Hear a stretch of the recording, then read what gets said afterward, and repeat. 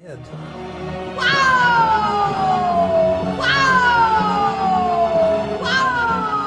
I beheld, and heard an angel flying through the midst of heaven, saying with a loud voice, Woe, woe, प्रलय की Dastak. to the inhabitants of दोस्तों, the earth. चौथी तुरही की गर्जन भरी आवाज सुनाई देते ही बड़ा बदलाव होगा।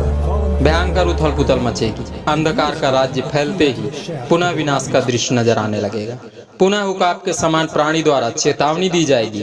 पिछले बार इस प्राणी के नजर आते ही पीड़ाएं तेजी से उड़कर थर्ड वर्ल्ड वार के रूप में भी भयंकर हाहाकार मचाने लगी थी। भयंकर विनाश होने लगा था। मनुष्य की 1/4 मर मिटी।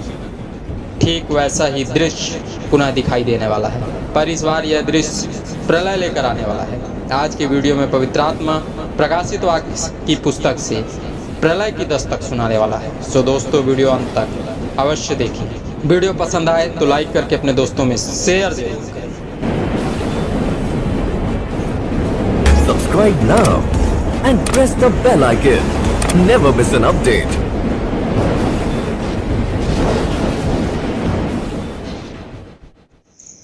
प्रभु यीशु मसीह के नाम में आप सबों को जय मसीह। यह कोई प्रमाण नहीं, सिर्फ और सिर्फ बाइबल की भविष्यवाणियों की गणनाओं पर आधारित अध्ययन है। and the fourth angel sounded. एक बार फिर प्रभु परमेश्वर चौथी तुरही की गर्जन भरी आवाज के साथ प्रत्येक मनुष्य को सतर्क करेगा।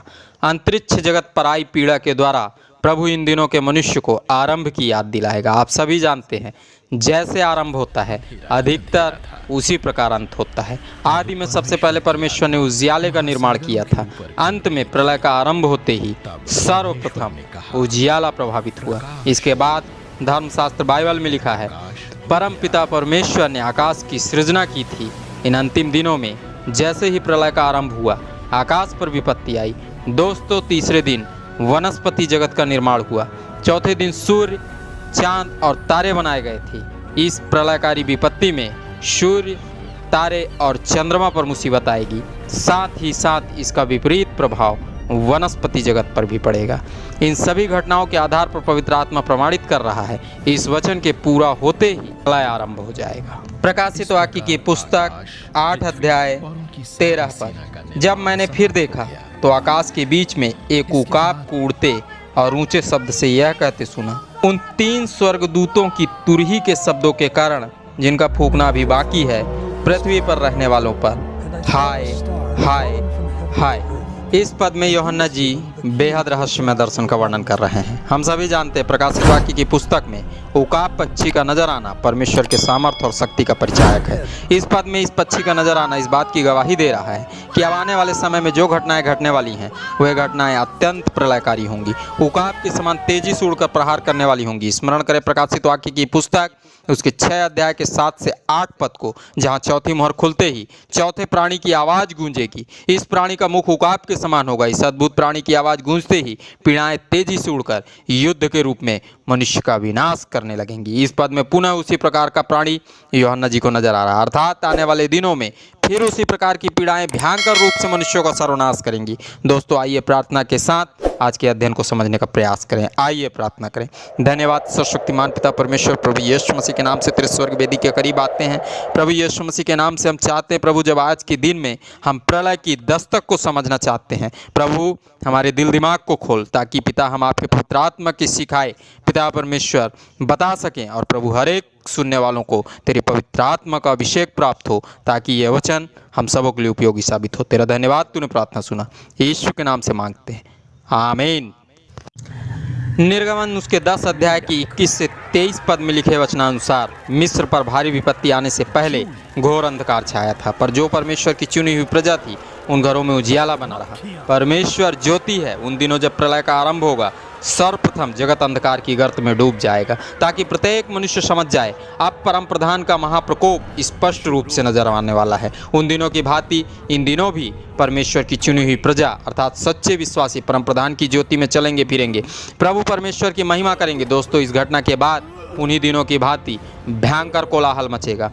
उन दिनों प्रत्येक हठीले लोगों की संतान परमेश्वर के प्रकोप की शिकार बनी थी। आने वाले दिनों में भी संभवतः कुछ ही उसी प्रकार की घटनाएं घटने वाली हैं।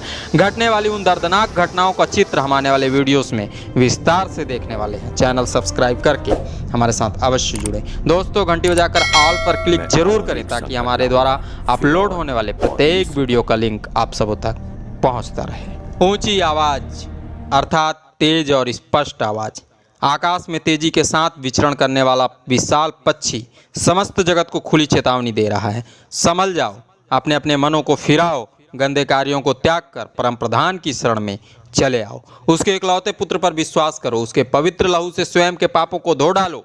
वह किसी एक जाति या देश के लिए नहीं पर समस्त मनुष्य जाति के लिए क्रूस पर कुर्बान हुआ है। तो उसने समस्त मनुष्य जाति के अपराधों के लिए कोड़े खाए हैं। अभी भी अवसर है परम प्रधान के इकलौते पुत्र को अपने जीवन का स्वामी और मालिक मानकर वचन में लिखे निर्देशों के अनुसार स्वयं का जीवन यापन करना आरंभ कर दो। तुम्हारा सच्चा पश्चाताप तुम्हें इन भयंकर दिनों में सुरक्षा प्रदान कर सकता है। दोस्तों, प्रकाशित वाक्य की पुस्तक की इस पद में हाय हाय हाय शब्द का 3 बार इस्तेमाल किया जाना इस बात की भी गवाही दे रही है कि अभी 3 और भयंकर तबाहियां आने वाली हैं, जो कि प्रलय बनकर भयंकर हाहाकार मचाने वाली हैं। इस प्रलय से पहले चेतावनी भरा शब्द इस बात का स्पष्ट संकेत है कि अब आगे आने वाली तबाहियां बेहद भयंकर होंगी। इन आने वाली विपत्तियों से मनुष्य में बहुत बड़ा हाहाकार मचे। आप कल्पना करें, पीड़ाओं का दौर चल रहा होगा, पर जैसे ही 7वीं मोहर खुलेगी कुछ पलों के लिए पीड़ाओं का दौर थम जाएगा। अब तक जो पीड़ाएं सीधे मनुष्य जाति पर प्रहार करके उनमें हाहाकार मचा रही थी, परम प्रधान की असीम करुणा और दया से वे पीड़ाएं एक विशेष 5वें स्वर्गदूत द्वारा रोक दी जाएंगी ताकि मनुष्य एक बार पुनः स्वयं का आत्ममूल्यांकन करके पश्चाताप कर सके, गंदे कार्यों से अपना मन फिराकर वापस प्रभु परमेश्वर की शरणों में आ सके, स्वयं को पवित्र और वेदांत बना सके। मत्ती रचित सुसमाचार उसके 25 अध्याय के 14 से 30 पद में तोड़ों का दृष्टांत पाया जाता है। इस दृष्टांत में एक स्वामी अपने सेवकों को जिम्मेदारियां सौंपकर परदेश चला जाता है। वहां से वापस आने के बाद अपने सेवकों से मुलाकात करता है। इस मुलाकात में उसे जानकारी मिलती है उसका सेवक निकम्मा है, उसने उसके द्वारा दी गई जिम्मेदारी के महत्व को नहीं समझा। स्वामी उसके निकम्मेपन का दंड उसे देता है। उस निकम्मे सेवक को उस अंधेरे कुएं में डाल दिया जाता है जहां सिर्फ रोना और दांत का पीसना ही बाकी रह जाता है। इस बात की गहराई से पवित्र आत्मा ने हमें प्रकाश नंबर 93 में अवगत कराया था, जहां प्रकाशित वाक्य की पुस्तक उसके 8 अध्याय के 3 पद के आधार पर हम सबों ने पवित्र वेदी और सोने के धूपदान की जानकारी प्राप्त की थी। इस भाग में हम सबों ने स्पष्टता के साथ जाना हमारा शरीर परमेश्वर और पवित्र आत्मा का मंदिर है, जो कि हमारी आत्मा को स्वर्ग की दिशा में बढ़ाता है, पर उसके गलत इस्तेमाल से हम शैतान के सहभागी बनकर नरक की आग के वारिस भी बन सकते हैं। दोस्तों, यह दौर पापों में लिप्त मनुष्यों का दौर है। आज झूठा मनुष्य सुखी तो सच्चा मनुष्य परेशान है। प्रत्येक मनुष्य जानता है गुनाह की सजा जहन्नुम है। बस हमें समय रहते अपने पापों से पश्चाताप करना होगा।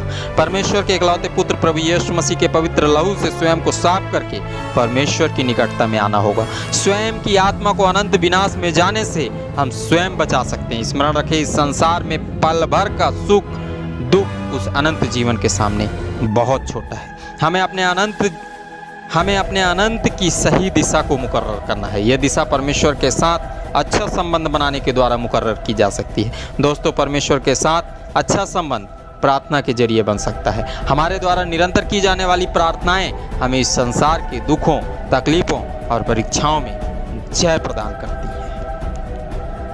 प्रकाशित वाक्य की पुस्तक की इस प्रकाशन में पवित्र आत्मा बता रहा है, दुनिया गोल है, पृथ्वी गोल है, जहाँ से आरंभ हुआ वहीं अंत का होना तय है। दोस्तों, मैंने स्कूल के दिनों में सुना था सैकड़ों वर्ष पहले मनुष्य पृथ्वी को चपटी मानता था।